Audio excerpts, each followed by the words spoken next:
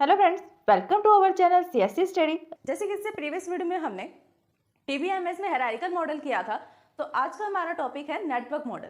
आज हम network model पर देखेंगे कि उसके डिसएडवांटेजेस क्या हैं, एडवांटेजेस क्या हैं, क्या उसका बेसिक कॉन्सेप्ट है, डायग्राम कैसा है, ऑल चीज़ जितनी भी इसके बारे में कॉन्सेप्ट है सभी को डिस्कस करेंगे। तो आइए स्टार्ट करते हैं सबसे पहले इसकी डेफिनेशन से। The network model uses the network और the block structure as it basic data structure. A network is directed graph consisting of the node connected by the link and the directed arcs. The nodes corresponding to the record type and the link pointers.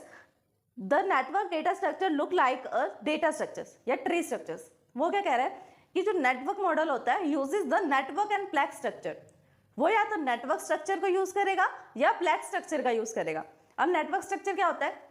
जैसे इससे पहले hierarchical में हमने tree structure पढ़ा था। Tree structure में क्या था? टॉप में सबसे फर्स्ट टॉप पर क्या होगा? रूट नोड होगा। रूट नोड के आगे फर्दर चाइल्ड्स होंगे, चाइल्ड के भी आगे फर्दर चाइल्ड हो सकते हैं। इसके अंदर क्या होता है? कंडीशन फिक्स होती है कि पेरेंट जो है वो हमेशा वन ही रहेगा। जब हम पेरेंट से लेके चाइल्ड का रिलेशन निकालते हैं तो वो 1 to मैनी निकलता है, लेकिन जब चाइल्ड से पेरेंट का निकालते हैं तो वो क्या निकलता है? 1 to 1 रिलेशन निकलता है, क्योंकि हर एक चाइल्ड का एक ही पेरेंट होगा। लेकिन नेटवर्क स्ट्रक्चर थोड़ा तो सिमिलर है और थोड़ा ही डिफरेंट है। कैसे? क्योंकि एक तो सेम चीज क्या है इसके अंदर, हायरार्किकल से नोड्स का यूज होता है और सेकंड एजेस का यूज होता है। बस इसके स्ट्रक्चर में डिफरेंस है। वो स्ट्रक्चर कैसा दिखेगा? ना तो उसमें कोई पेरेंट होगा ना उसमें कोई चाइल्ड होगा। किसी भी नोड को हम किसी से भी कनेक्ट कर सकते हैं इजिली। कोई उसकी शेप के ऊपर डिपेंड नहीं करता कि वो ट्री की तरह दिखना चाहिए। शेप उसकी कोई भी हो सकती है, बस जो उसका रिलेशन है वो कैसे डिपेंड कर रहा है, किसी भी नोड के साथ रिलेशन हम क्रिएट कर सकते हैं।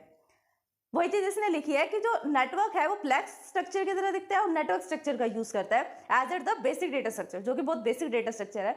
और network is directed graph consisting of the node connected by the links. अब देखो वर्ड्स पे ध्यान दो, वो क्या कह रहा है कि जो नेटवर्क है वो एक डायरेक्टेड ग्राफ है।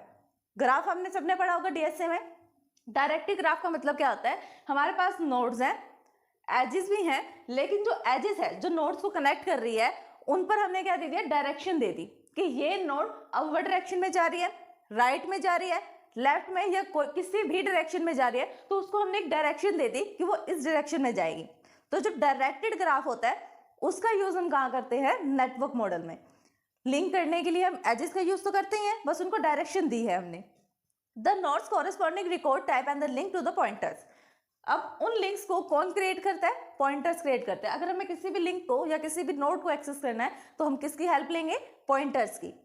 The tree structure except that the dependent node call the child and the number may be have more than the one parent and the owner. जैसे हमने ट्री में पढ़ा था, ट्री में क्या था? एक ही पेरेंट होता था, उसके चाइल्ड बहुत सारे हो सकते थे, मैनी चाइल्ड हो सकते थे, क्योंकि 1 to मैनी का रिलेशन है। लेकिन नेटवर्क मॉडल में क्या होता है? कोई पेरेंट नहीं होता, कोई चाइल्ड नहीं होता। एक से ज्यादा पेरेंट हो सकते हैं, एक से ज्यादा चाइल्ड हो सकते हैं, कोई फिक्स चाइल्ड नहीं होगा, कोई फिक्स पेरेंट नहीं होगा। किसी का लिंक भी किसी के साथ भी नोड से हम कर सकते हैं। तो ग्राफ में दिख रहा होगा, डायग्राम में हमारे पास 3 टाइप के यहाँ पर नेटवर्क स्ट्रक्चर्स है।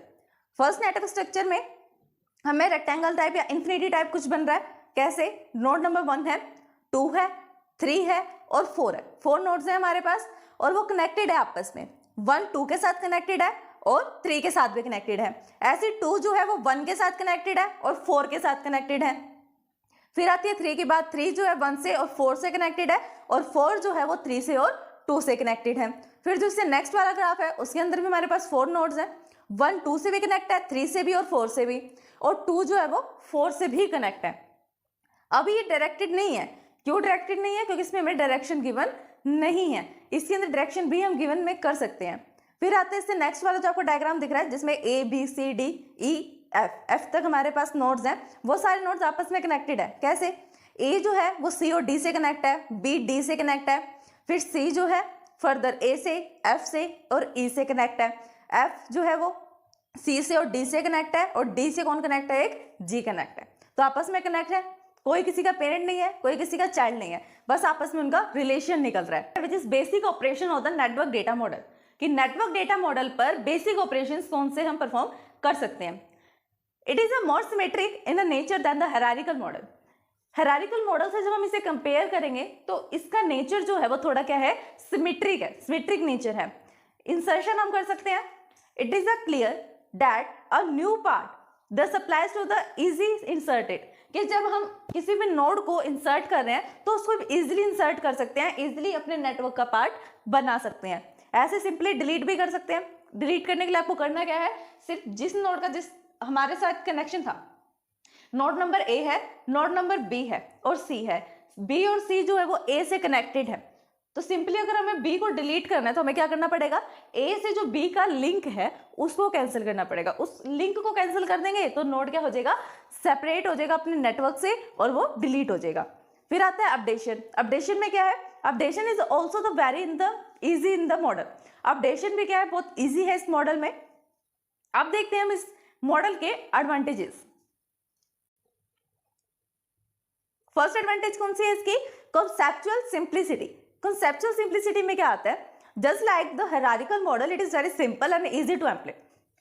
वो कह रहा है हायरार्किकल मॉडल की तरह नेटवर्क मॉडल भी क्या है, इजी टू इम्प्लीमेंट है और ऑल्सो सिंपल भी है और इम्प्लीमेंट करने के लिए आसान भी है। Capability to handle the more relationship type. Capability क्या है, इसकी रिलेशनशिप को हैंडल करने की कैपेबिलिटी क्या है, हाई है। अब किसी एक का चिल्ड्रन का जो पेरेंट के साथ रिलेशन था, अगर हम उसको लेंथी कर दें, डीप में उसके जाएं, जितनी ज्यादा उसके लेवल होंगे, जितनी ज्यादा हाइट होगी उतना वो कॉम्प्लेक्स हो जाएगा। लेकिन नेटवर्क मॉडल में क्या है, इसको हम लेफ्ट में भी ग्रो कर सकते हैं, राइट में भी, अपवर्ड भी और डाउनवर्ड भी, किसी भी डायरेक्शन में हम इसको ग्रो कर सकते हैं।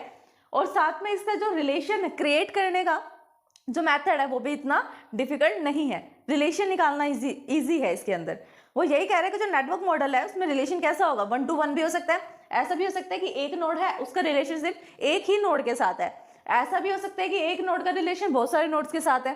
तो रिलेशन हैंडल करना भी बहुत है क्या है इसमें, इजी है। 1 to 1 भी हो सकता है और N to N भी हो सकता है कि बहुत सारे हमारे पास यहाँ पर नोड्स हैं और उन सभी नोड्स का आगे फर्दर जो रिलेशन बन रहा है वो उस टाइम भी उस वाले नोड में भी क्या है, मैनी नोड्स हैं। एडवांटेज है डेटाबेस स्टैंडर्ड्स। डेटाबेस स्टैंडर्ड्स में क्या आता है, unlike the hierarchical model, network model is based on the universal standard formatted by the DBTG, CODA, SBL। इन सबसे गारंटीड है नेटवर्क मॉडल, सर्टिफाइड कह सकते हो आप। Easy to access the data, data को एक्सेस करना इजी हो जाता है। डेटा इंटीग्रिटी होती है। इंटीग्रिटी कैसे है, क्योंकि सारे जो हमारे पास नोड्स हैं वो एक दूसरे से कनेक्टेड हैं, एक नोड के थ्रू हम दूसरे पर ट्रैवर्स कर सकते हैं। डेटा इंडिपेंडेंस, अब डेटा इंडिपेंडेंस कैसे है, the network model is better than the hierarchical model in case of data independence. Data independent नहीं है किसी के ऊपर। जैसे हमने हायरार्किकल मॉडल रीड किया था उसके अंदर क्या था, चाइल्ड जो है पेरेंट पे डिपेंड था और पेरेंट अपने पेरेंट पे मतलब ग्रैंड पेरेंट पे डिपेंड था। सेम ऐसे पेरेंट जो है चाइल्ड पे भी डिपेंड था। तो एक दूसरे पे जो नोड की डिपेंडेंस थी उसको कम कर दिया नेटवर्क मॉडल ने। अब करते हैं इसकी डिसएडवांटेज। डिसएडवांटेज क्या है इस मॉडल की, system complexity, all the record have to maintain only the pointer that the data structure become more complex. अब इसके अंदर क्या है, हम सारा रिकॉर्ड स्टोर तो कर लेंगे डेटाबेस में, लेकिन स्टोरेज के बाद हमें नीड होगी कि हम उसको रिट्रीव करें। तो रिट्रीव के टाइम पर हमारे पास सिर्फ एक ही मेथड होगा विच इज पॉइंटर के थ्रू उसको रिट्रीव करना। तो पॉइंटर के थ्रू जब उसको रिट्रीव करेंगे तो वो क्या हो जाएगा, थोड़ा कॉम्प्लेक्स हो जाएगा। फिर absence of the structural independence, structural independence नहीं है इसके अंदर भी, जैसे हायरार्किकल में नहीं थी इसमें भी स्ट्रक्चरल इंडिपेंडेंस नहीं है। अगर हम अपने डेटाबेस में चेंज कर रहे हैं तो साथ साथ हमें अपने डेटाबेस की एप्लीकेशन में भी चेंज करना पड़ेगा, इसको बोलते हैं स्ट्रक्चरल इंडिपेंडेंस।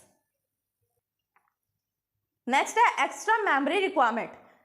नेटवर्क मॉडल को जितने भी नोड्स हैं उनको स्टोर करने के लिए हमें क्या करना पड़ेगा, एक्स्ट्रा मेमोरी की नीड होगी। Is required for store the pointers, pointers को स्टोर करने के लिए, क्योंकि पॉइंटर एक ऐसा मेथड है जिसके थ्रू हम एक्सेस कर सकते हैं अपने नोड्स को, रिलेशंस को। Not user friendly, user friendly नहीं है। Time consuming and expensive, time consuming भी है और एक्सपेंसिव भी है। It is a time consuming and expensive to make the changes in large network database. जब हम इन लार्ज नेटवर्क डेटाबेस में चेंजेस करने पड़ते हैं तो वो बहुत ज़्यादा टाइम कंज्यूमिंग भी हो जाता है और कॉस्टली मीन्स एक्सपेंसिव भी हो जाता है। तो ये था हमारा all concept about the network model, network data model. अगर इस वीडियो को समझने में आपको कोई भी परेशानी आती है देन आप हमें कमेंट कर सकते हैं। Thanks for watching my video. Videos को लाइक, शेयर, सब्सक्राइब करना, कमेंट करना ना भूलें।